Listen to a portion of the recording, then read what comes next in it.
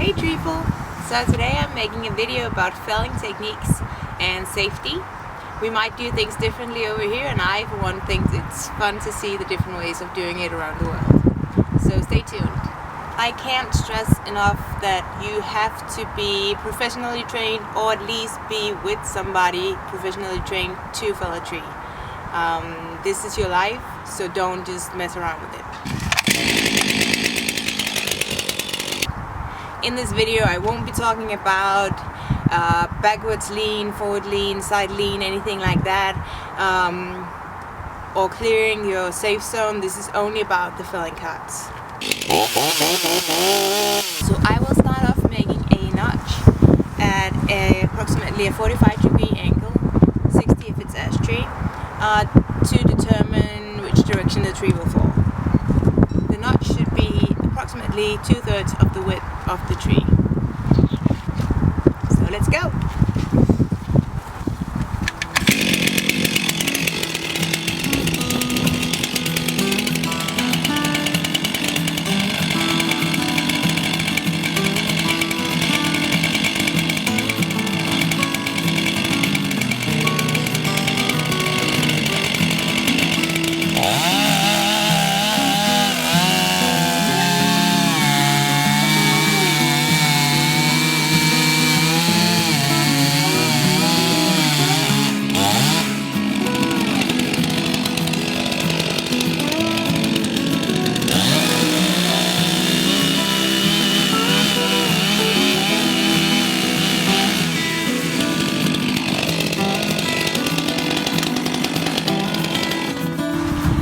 So what you want to do is to get your cuts to intersect. It's very important that you do not have, as I do right now, my first cut is a bit further down than my second cut. So right now I'll be changing this to make sure that they intersect completely. And it's okay to be a perfectionist here, because you really want this to be right.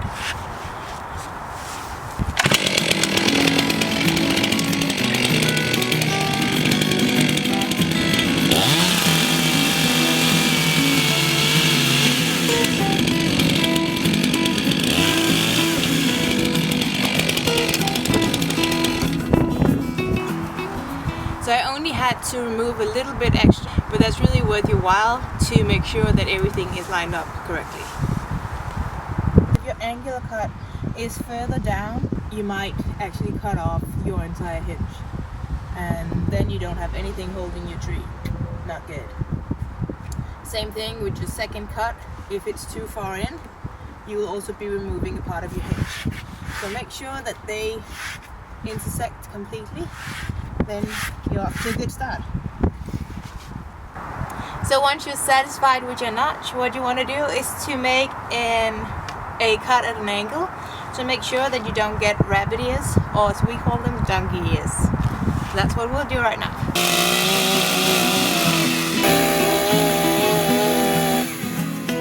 When determining if your direction is correct, you can either use your breaking bar like this. Now it's pointing directly where the tree will fall. Or you can use yourself, finding the edges of your notch and just pointing straight forward. Or you can put your sole up like this and look at your felling marks. That will point in the same direction as the tree will go. I tend to use as small a bar as possible to reduce weight and simply just to take care of my body. But today I've chosen to use a bigger one so that you can actually see what I'm doing. I will be making a bore cut today because that's my favorite cut. I find it easy to make your hinge the way you want it to, and the chance of barber chairing is much smaller when you do a bore cut. You'll start by making your hinge the way you want it to, and then removing tree all the way down, leaving holding wood at like a pizza slice in the back. Holding the tree, making sure it doesn't go before you're ready for it to. When making your bore cut, it's very important that you don't go in directly like this with the point of your bar, because if you do, it will kick back. So when you're starting your cut, make sure to go in at an angle, straightening it up, and then pushing it all the way through.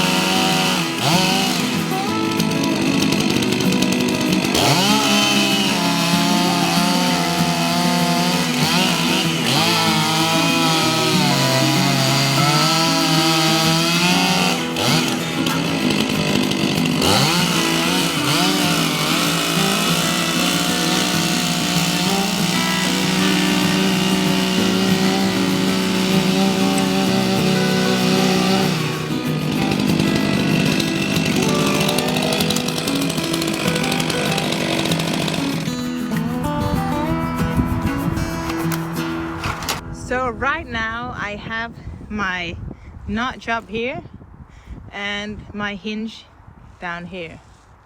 Oh, sorry, my hinge here, like that. So I have a hinge at that size and then my notch over here. And then I made the cut going all the way through down here, took it down, removed this piece, and then I've got like a pizza slice down here. What I'll do now is to put in my wedge, making sure the tree doesn't sit back on my saw when I'm removing the holding wood, and then with the wedge in here it should just fall directly.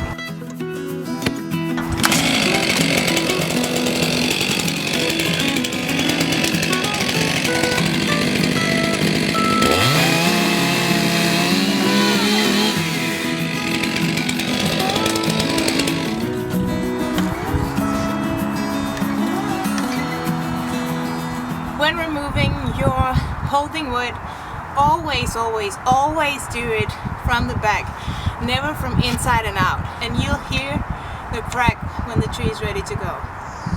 You can aim to hit the same line as your felling cut, or you can do it a bit under your felling cut. Don't do it above. Sometimes it'll also be beneficial to do it at an angle, for instance if you have a root outlet.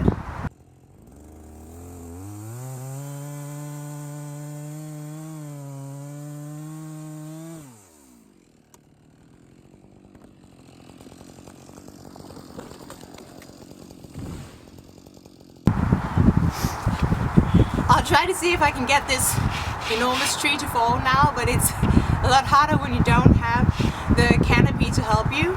But let's see how it goes.